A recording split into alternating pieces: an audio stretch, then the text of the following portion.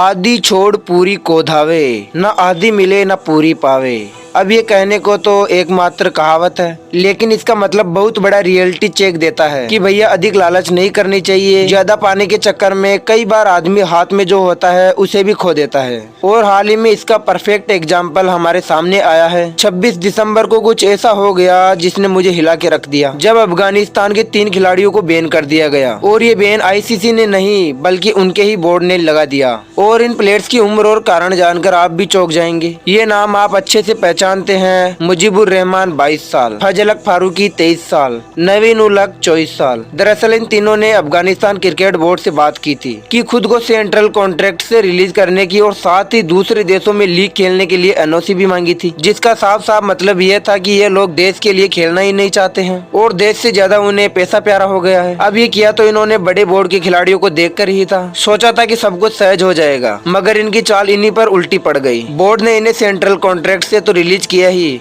मगर 2 साल का बैन भी इनके ऊपर लगा दिया और 2 साल के लिए इनकी एनओसी भी रोक दी गई और 2024 के एनुअल कॉन्ट्रैक्ट का भी ये हिस्सा नहीं होंगे। अब जरा इस चीज को दोनों पक्षों के नजरिए से समझने की कोशिश करते हैं। मुजीबुर रहमान को अफगानिस्तान क्रिकेट 1 महीने का 58,069 रूपए और सालाना 6,96,835 रूपए पे करता है। वहीं नवीन उल हक को अफगानिस्तान मासिक 33,182 रूपए और सालाना 3,98,000 रूपए मैच फीस के तौर पर देता है। लेकिन इनके बोर्ड की रेंज हजारों की है। ये फीस किसी भी मिडिल क्लास पर्सन के लिए जैकपॉट जैसी है, जो कि आराम से आपका पेट भर सकता है, मगर शायद लग्जरी डिमांड्स पूरी न कर सकती है। अब अगर ये देश के लिए साल भर खेलेंगे तो भी लाखों कमा पाएंगे। करोड़पति बनना है तो दूसरे देशों में जाकर खेलना ही पड़ेगा। इनकी जरूरतें शायद इनसे पूरी ना हो सके। चलो इस केस में तो ये बात समझ आती है कि पैसे कम मिलते हैं तो मजबूरी में इन्हें फ्रेंचाइजी क्रिकेट खेलना पड़ता है, मगर यार अपने देश के ऊपर सिर्फ पैसों को ही तवज्जो देना ये कहाँ की समझदारी है। आप कितनी भी लीग्स खेल लो, जो इज्जत अपने देश में खेल करके मिलती है वो कहीं नहीं मिलती। 4 पैसा कम मिलता है मगर इज्जत मान सम्मान कभी कम नहीं होता। अब पैसों के चक्कर में इतना भी क्या अंधा होना कि देश की टीम से खुद ही पीछे हट रहे हो। अपने देश के स्टार राशिद खान से कुछ सीख लेना चाहिए। वो बंदा इन सबसे ज्यादा लीग खेलता है, लेकिन देश के लिए खेलने के लिए भी वो सबसे आगे खड़ा मिलता है। वो बंदा लॉयल्टी के लिए सबसे बेस्ट एग्जाम्पल है। वो फ्रेंचाइजी क्रिकेट खेल कर भी अफगानिस्तान में टेस्ट होने की रिक्वेस्ट करता है। और एक ये लोग है कि अभी करियर शुरू ही हुआ था कि खुद ही कुल्हाड़ी पर पैर दे मारे। नवीन तो हाल ही में ओडीआई क्रिकेट भी छोड़ चुके थे, जो बचा था उससे भी निपट गए। यहाँ समझने वाली बात यह है कि जब आप सेंट्रल कॉन्ट्रैक्ट में होते हैं तो बोर्ड के मुताबिक ही आपको चलना पड़ता है, सारे टर्म्स एंड कंडीशन फॉलो करने पड़ते हैं। मगर ये खिलाड़ी आजाद पंछी बनने के चक्कर में अपने पाँव कटवा बैठे। मुजीब को इस साल आईपीएल में 2 करोड़ तो वहीं नवीन और फारूकी को 50 लाख मिलने वाले थे, लेकिन अब उन सब पर क्वेश्चन मार्क लग चुका है। लेकिन अब कोई अपोलॉजी मांगकर एनओसी ले ले और बोर्ड का दिल पिघल जाए तो पता नहीं। मगर एक बात तो है, चाहे अफगानिस्तान के पास पैसे कम है, चाहे इस बोर्ड का फैसला सबको हैरत लगे, लेकिन भैया काम तो आपने वो करके दिखाया है जो बड़े बड़े क्रिकेट बोर्ड से नहीं कर पाए। दुनिया भर को ये मैसेज दे डाला कि भैया दुनिया में चाहे आपको अरबों खरबों रुपए क्यों न मिले, लेकिन देश से बढ़कर कुछ नहीं है। और क्रिकेट इतिहास में इनका ये स्टेप खौफ पैदा करेगा और जो आने वाले अफगानिस्तान के यंगस्टर है उनके मन में भी ये खौफ पैदा करेगा कि अगर देश से ऊपर पैसों को रखोगे तो कहीं के नहीं रहोगे, जो कि काफी हद तक ठीक भी है। क्योंकि आज इस टीम से कल उस टीम से कितना ही खेल लो,